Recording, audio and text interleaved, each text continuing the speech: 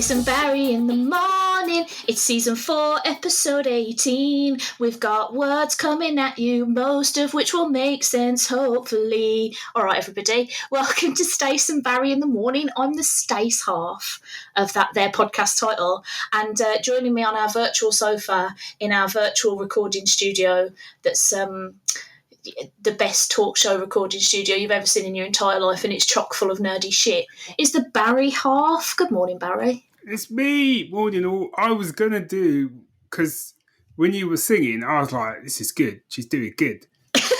And I kind of felt like I was feeling the music, and then I thought I was going to go into a rap for my bit. And then I suddenly realised I had no rap prepared or any kind of rap, and I can't rap.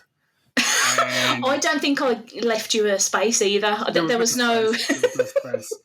And I suddenly thought, you know what, I'll just settle for a hearty good morning rather than embarrassing myself.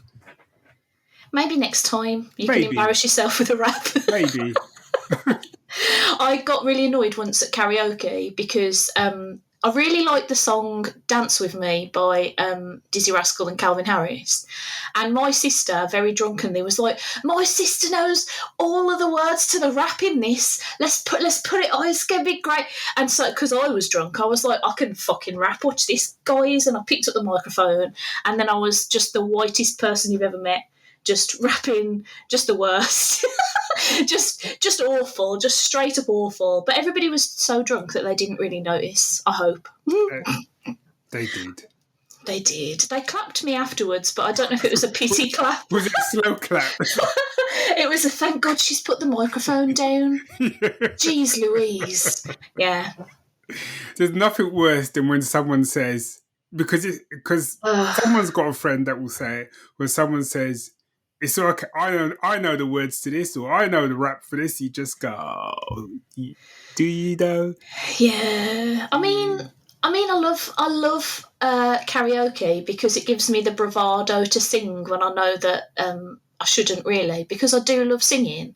But rapping is definitely a mistake in my case. I'm just categorically bad at it, and I shouldn't be allowed.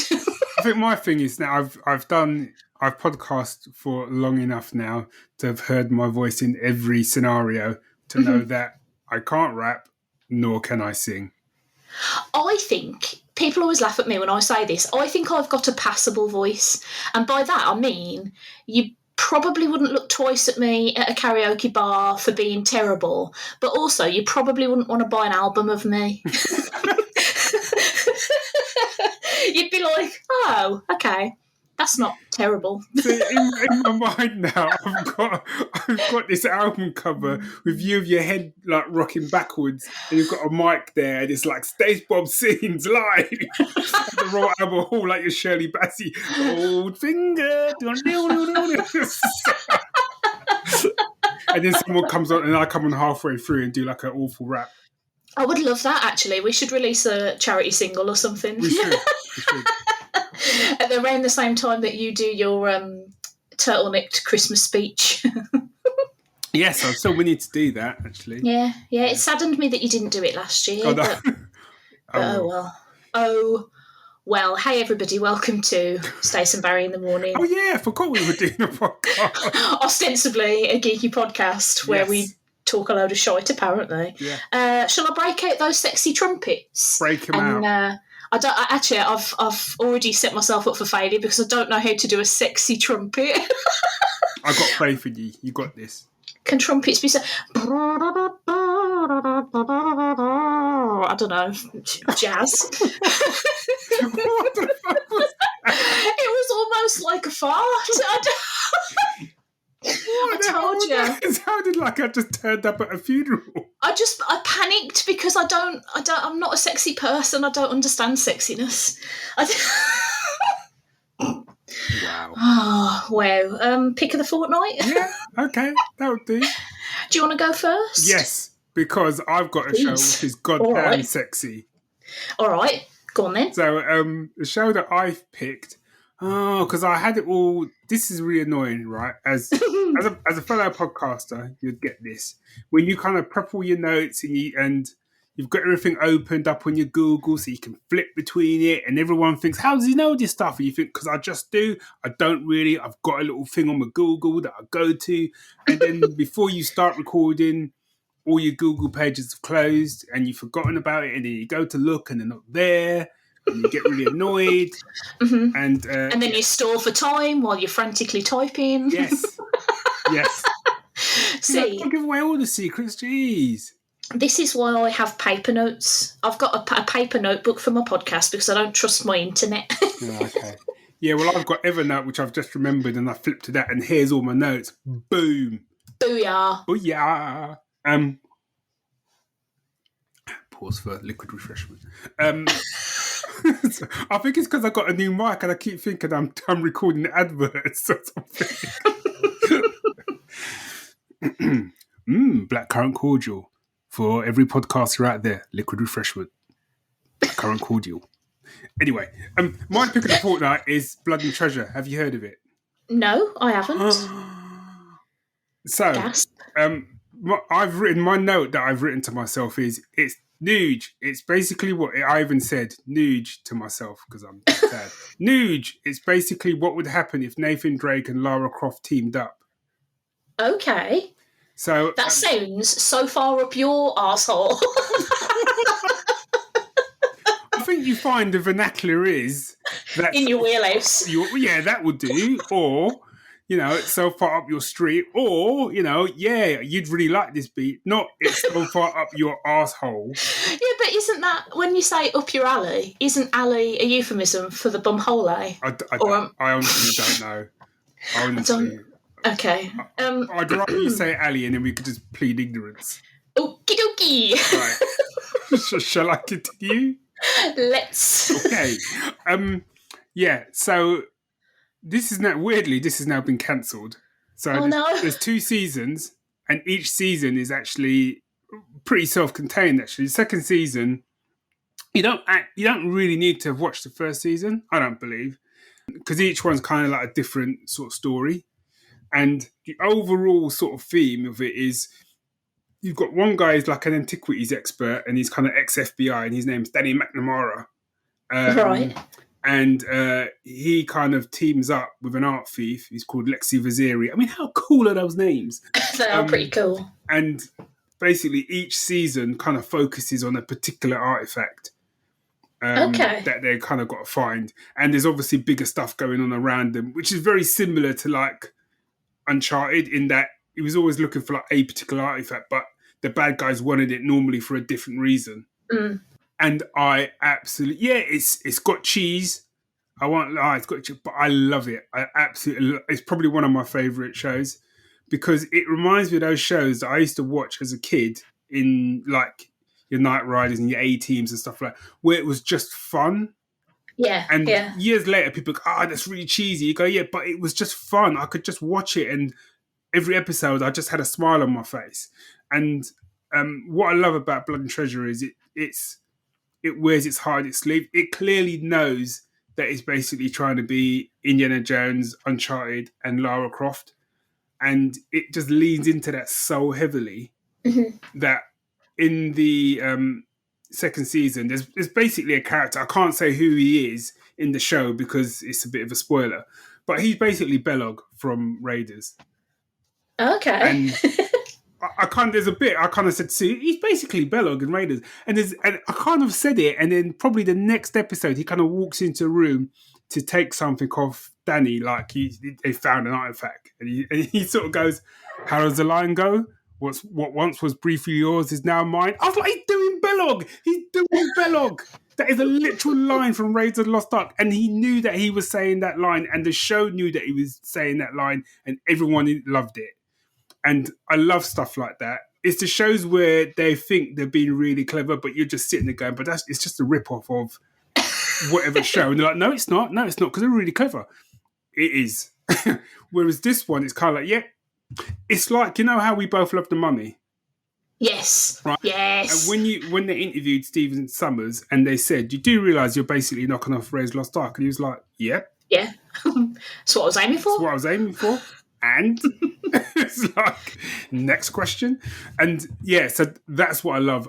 However, even saying that, there's some nice little twists in there that even for like a twist, I was going to say twist whore, that sounds wrong. Twistmonger, maybe? Take that out for a drive, see how that works. Twistmonger.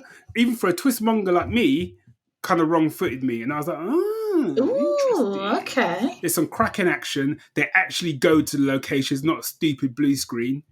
So it's quite sweeping in that regard. And like I said, everyone's just having a blast. It's just fun. If you like your Raiders of the Lost Ark, if you like Romancing the Stone, if you loved Uncharted and Lara Croft, just check it out. It might not be your thing. You might go, it's a bit too light for me, and a bit too light and light-hearted and stuff. And I'll be like, all right, fair enough. But I love it. Love it.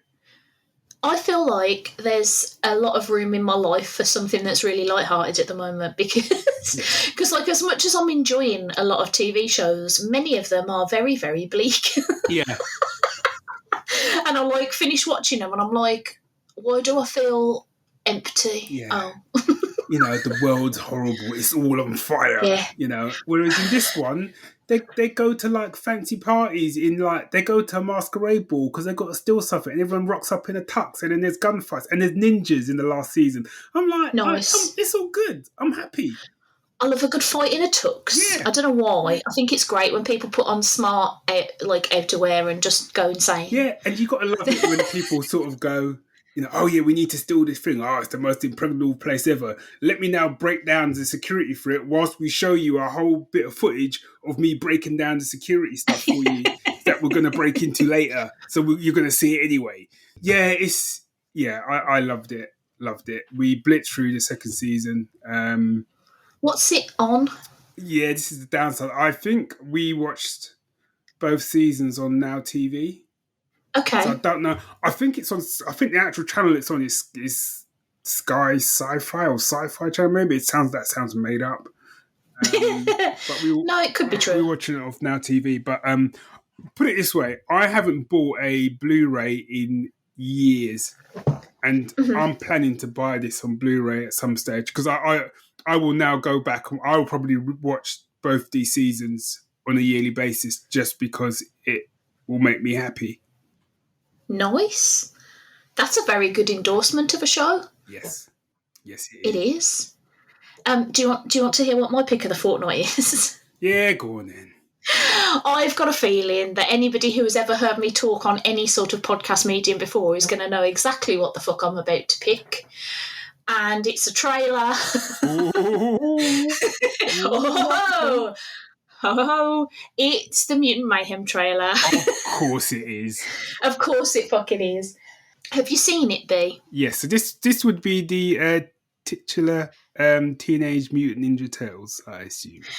That is correct, yes. Now, when they announced that Seth Rogen was going to be behind a new Turtles thing, I was like, and I tentatively stroked my chin because I was like, I know everybody thinks of him as being like, oh, he's just going to write the Turtles like off their heads on pot or something.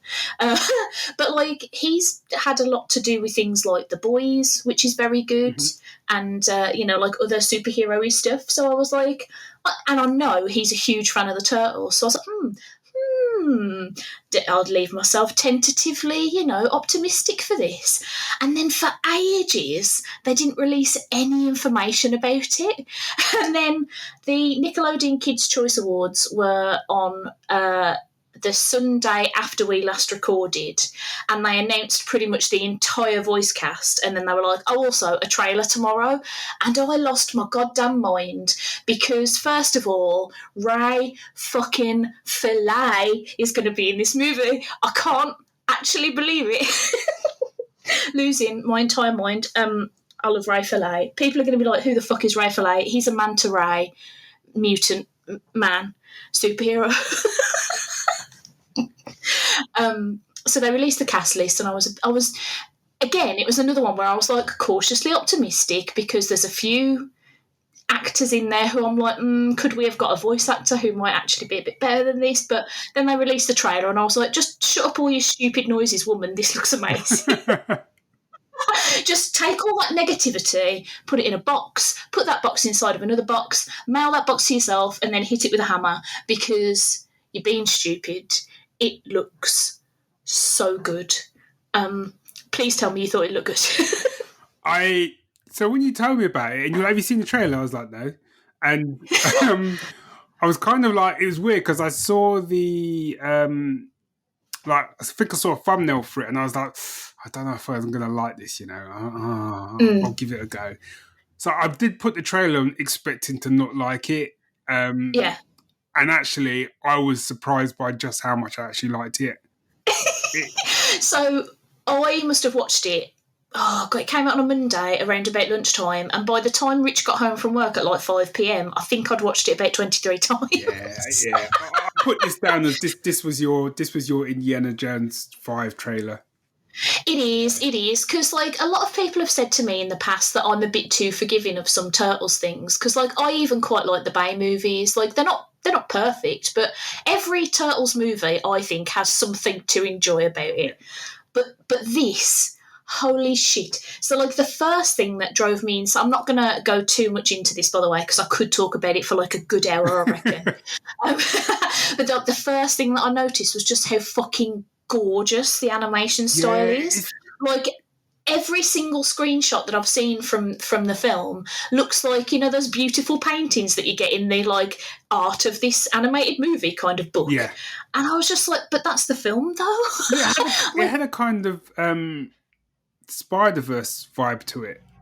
Yeah, so it's a bit Spider-Verse-y. It's sort of painted looking, which I think is beautiful. I absolutely love all the design choices that I've seen so far. I don't quite know how I feel about Splinter with an afro, but I think I quite like it.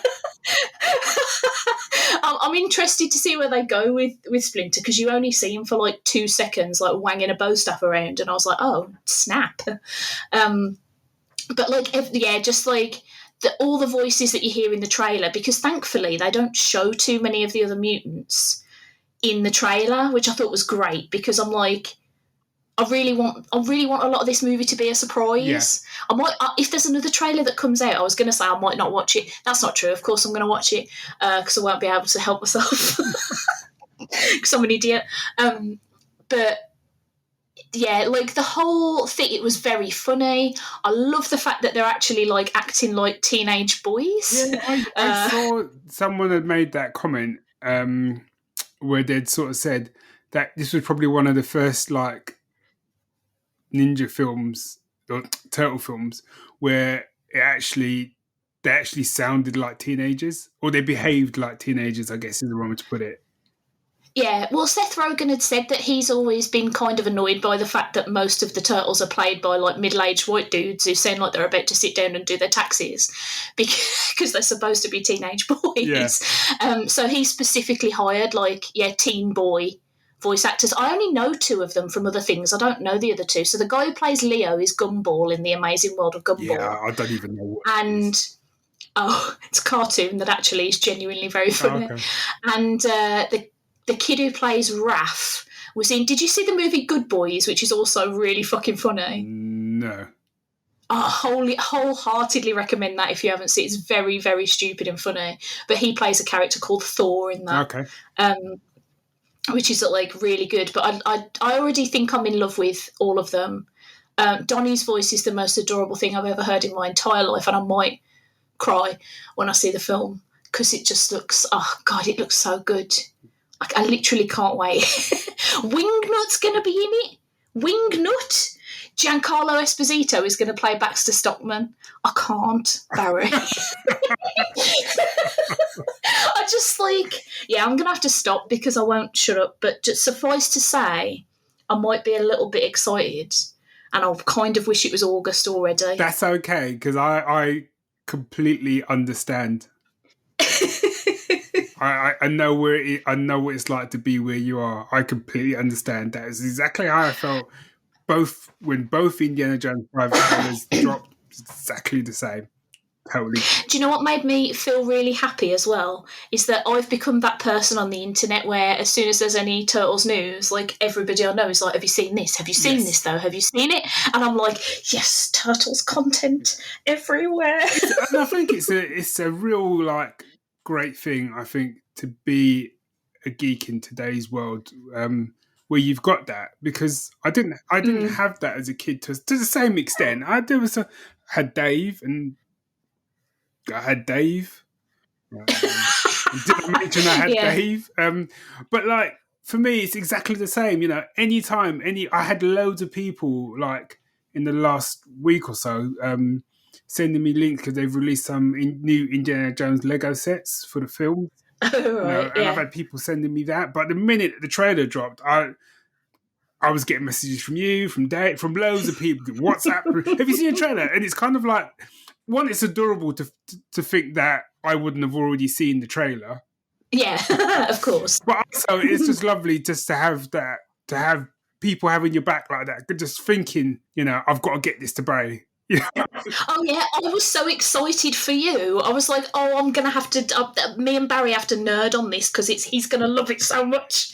And like I absolutely cannot wait for this. I feel like it's gonna have to do something just so drastically terrible for me to not like this film. Like I have to go in there and it just like kills all four of them off, and then it's like, I don't know, new turtles or something. Like, and I'm like, it starts. They all get killed off, and then Seth Rogen walks onto the screen, points at the screen and says, "Fuck you, Stace Bob," and in the end, that's pretty much how it would have to go. I think even then you'd go, but there were still things to like. I did get to see turtles. Yeah. I was pissing myself at the bit in the trailer where Raph slips over and accidentally wangs his sign to Donnie's leg. Partly because the bit that I think is really funny about that joke is Leo's reaction, because he's standing there with his two giant swords going, oh God, I think I'm going to be sick. And I'm like, dude, you're going to have such a hard time ninjaing with swords if you can't handle stabbing. Like, that's really funny. Anyway, shut me up. Okay. Just shut me up. I've got to stop. Musical musings. I think all we're going to do today is some musical musings. Oh, but I've got a little bit of geek all about it news I was going to throw at you. But do geek all about it, and then we'll finish with musical musings. Okay, trumpet. Geek all about it. It's Turtles related, sorry. Now, to be fair, I can't talk about this too much because literally somebody sent it to me on Twitter as I was logging into Zencaster to do this call, so I don't know anything about it. But they're making The Last Ronin video game. Oh. That's all I know. I don't know what kind of game it is. I don't know who's making it because I haven't read the article. I just tweeted back at the person and said, I hope the flashbacks aren't playable because I'll cry. And that's all I've got for you, so I can cut that off real fast, except to say that it's a bit of news and it's quite exciting. It's a corking bit of news, I've got to say. In it though. God, if they do that right, that could be amazing. Well, that's what I was thinking, but then I also thought, I don't know if I want to play it because I might get depressed. Yeah. That's all right. By the time that comes out, the film will be out, so you could sort of play that, get depressed, but enjoy the fact it was a cracking game, and then go straight into watching the film again. That's true. I've got a thing now that I'm deciding to make an annual thing, because every year I take a week off for my birthday. It doesn't matter what day my birthday falls on. I'm taking a week off because fuck it, right? I'm an adult. I do what I want. And last year, because the Queen ruined my actual birthday by having a funeral and cancelling all of my plans, I then dubbed the following day TMNT Tuesday, and I just watched a shit ton of Turtles movies and TV shows, and I think I'm going to make that an annual thing. So, like, if there's a video game that's on offer, I don't know if it'll be, I doubt it'll be made by my birthday this year, but like maybe next year, maybe I'll fold it into TMNT Tuesday and depress myself, but then be like, let's watch a fun episode of, I don't know, 80s Turtles or something. Cheer myself up. I might have an Indiana Jones day. You should do that. I highly recommend just having a day where you be an absolute nerd. I mean, to be fair, that's most days. Yeah, that's all day, every day for me. Oh, I'm just going to send you something because we're talking Indiana Jones, and I don't know if you know, I've got like a Indiana Jones statue that took years and years, and my lovely wife managed to secure it for me. But he's got a sidekick now, so I'm just sending you the picture. Oh, go on then. Let's have a little look at this. Oh, nice. Right? Wow. How neat your desk is. That's the takeaway. Right, Sorry. I'm sending you another one because I think you need to see. So basically, it's for people who don't know, it's a statue of a monkey, but I'm just sending this other one to Stace because I actually think the first picture, I don't think you can see it as clear what's on his back. No, I can't really see what's on his back. Welcome to the slightly longer Stace Barry in the morning. Right, okay, here we go. I'm gonna send you a picture of what's on my desk so you can see how nerdy I am. just while we're sharing pictures. Okay, am I supposed to know what that is? Am I showing up my It's a jetpack. Okay, that's cool. He's basically a monkey version of the Rocketeer. That's pretty cool. I did see. This is where it threw me because I couldn't tell if it was a character I was supposed to know or a mashup of characters I was supposed to know. Someone's taken a monkey. They've kind of steampunked him up. He's got a ray gun, goggles, and he's got a jetpack. And obviously, he's Indiana Jones. I mean, it's pretty rad. Pretty cool. Yeah, he's nice. I've just seen your picture of it. That's a good Donatello, eh? Yeah. Anyway, so shall I break out the trumpets for some musical musings? Yes. Jazz musical musings. You can go first, B, because I've just talked a lot about toes. So, my musical musing, the reason I've picked this one, even though it's blank. Oh, no, it's not blank. Is I was going to pick a track from Picard Season 3, but one, that's not out on Spotify. And two, this track that I have picked had popped up on Spotify. Now, for years, I haven't seen this on Spotify. So I've only ever been able to listen to it on YouTube. Oh, no. But this is taken from the Unbreakable soundtrack. By James Newton Howard, which is one of my favourite ever soundtracks. But as I said, hasn't been on Spotify. If it came onto Spotify, I didn't realise, and I just happened to be every so often I would type it in just to see if it'd come up, and I did it this week and it came up. I was like, oh my god, Unbreakable there. So the track that I've picked is called Mr. Glass / end credits. Might be end titles. Now, I don't want to say too much about it because obviously I know Unbreakable came out many, many years ago, but there are probably people out there that haven't seen it, so I don't want to spoil it for people, especially as this piece of music comes right at the end. But it's an absolutely stonking piece of music. And what I love about it kind of brings together all the different musical cues from the film. Okay. Yeah, so I love this piece of music. You've seen Unbreakable, haven't you? Yeah, I have, but it was so long ago. I don't remember a single thing about it. If you haven't taken the time to listen to the Unbreakable soundtrack recently, you really, really should, because I think you'd love it. It's just a really lovely soundtrack. Oh, nice! I'll give it a whirl. And it's got some proper epic and sweeping stuff.